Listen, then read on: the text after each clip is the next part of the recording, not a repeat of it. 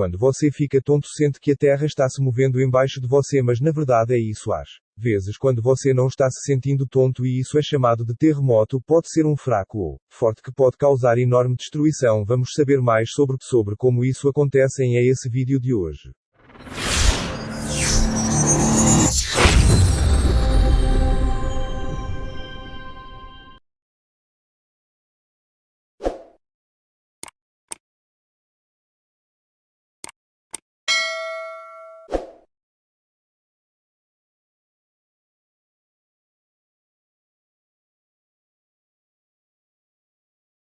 Terremoto: qualquer tremor repentino do solo causado pela passagem de ondas sísmicas através das rochas da Terra. Ondas sísmicas são produzidas quando alguma forma de energia armazenada na crosta terrestre é liberada de repente, geralmente quando massas de rochas se forçando umas contra as outras de repente se fraturam e escorregam. Os terremotos ocorrem mais frequentemente ao longo de falhas geológicas, zonas estreitas onde as massas rochosas se movem umas em relação às outras. As principais falhas do mundo estão localizadas nas margens das enormes placas tectónicas que compõem a crosta terrestre. Pouco se entendia sobre terremotos até o surgimento da sismologia no início do século XX. A sismologia, que envolve o estudo científico de todos os aspectos dos terremotos, forneceu respostas para questões tão antigas como por que e como os terremotos ocorrem. Cerca de 50.000 terremotos grandes o suficiente para serem notados sem o auxílio de instrumentos ocorrem anualmente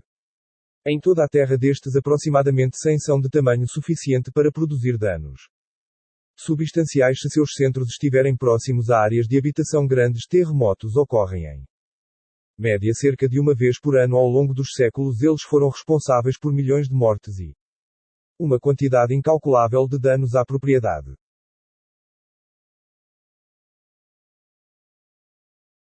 Os principais terremotos da Terra ocorrem principalmente em cinturões que coincidem com as margens das placas tectónicas. Isso tem sido aparente nos primeiros catálogos de terremotos sentidos e é ainda mais facilmente discernível em mapas modernos de sismicidade que mostram epicentros determinados instrumentalmente. O cinturão de terremotos mais importante é o cinturão circumpacífico, que afeta muitas regiões costeiras povoadas ao redor do Oceano Pacífico, por exemplo as da Nova Zelândia, Nova Guiné, Japão, Ilhas Aleutas, Alasca e as costas ocidentais do Norte e do Sul. América. Estima-se que 80% da energia atualmente liberada em terremotos vem daqueles cujos epicentros estão neste cinturão. A atividade sísmica não é uniforme em todo o cinturão e há várias ramificações em vários pontos. Como em muitos lugares, o cinturão circumpacífico está associado à atividade vulcânica. Foi popularmente apelidado de Círculo de Fogo do Pacífico. Segundo cinturão, conhecido como Cinturão Álpide, passa pela região do Mediterrâneo a leste da Ásia e se junta ao Cinturão Circumpacífico nas Índias Orientais. A energia liberada em terremotos desse cinturão é cerca de 15% do total mundial. Há também impressionantes cinturões conectados de atividade sísmica, principalmente ao longo das cordilheiras oceânicas, incluindo as do Oceano Ártico, do Oceano Atlântico e do Oceano Índico Ocidental, e ao longo dos vales do Rift da África Oriental. Essa distribuição global de sismicidade é melhor compreendida em termos de sua configuração de placas tectónicas.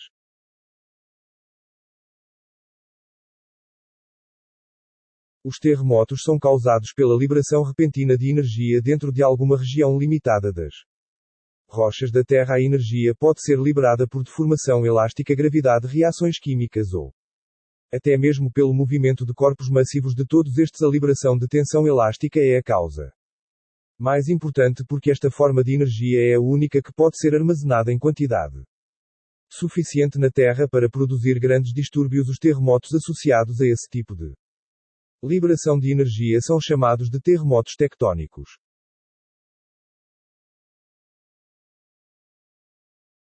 Os terremotos tectónicos são explicados pela chamada teoria do rebote elástico, formulada pelo geólogo americano Harry Fielding Reid após a ruptura da falha de San Andreas em 1906, gerando o Grande Terremoto de São Francisco. De acordo com a teoria, um terremoto tectónico ocorre quando as tensões nas massas rochosas se acumulam a um ponto em que as tensões resultantes excedem a força das rochas, resultando em fraturas repentinas. As fraturas se propagam rapidamente através da rocha, geralmente tendendo na mesma direção e às vezes se estendendo por muitos quilómetros ao longo de uma zona local de fraqueza. Em 1906, por exemplo, a falha de San Andreas deslizou ao longo de um avião de 430 km, 270 milhas, de comprimento. Ao longo desta linha, o solo foi deslocado horizontalmente até 6 metros, 20 pés. À medida que uma ruptura de falha progride ao longo ou para cima da falha, os maciços rochosos são arremessados em direções opostas e assim retornam a uma posição onde há menos tensão em qualquer ponto. Esse movimento pode ocorrer não de uma só vez, mas em passos irregulares. Essas desacelerações e recomeços súbitos dão origem às vibrações que se propagam como ondas sísmicas. Tais propriedades irregulares de ruptura de falhas estão agora incluídas na modelagem de fontes sísmicas, tanto física quanto matematicamente. As rugosidades ao longo da falha são chamadas de asperezas e os locais onde a ruptura diminui ou para são chamados de barreiras de falha. A ruptura da falha começa no foco do terremoto, um ponto que em muitos casos fica próximo a 5 a 15 km abaixo da superfície, e a ruptura se propaga em uma ou ambas as direções sobre o plano da falha até parar ou desacelerar em uma barreira. Às vezes, em vez de parar na barreira, a ruptura da falha recomeça do outro lado. Outras vezes as tensões nas rochas rompem a barreira e a ruptura continua.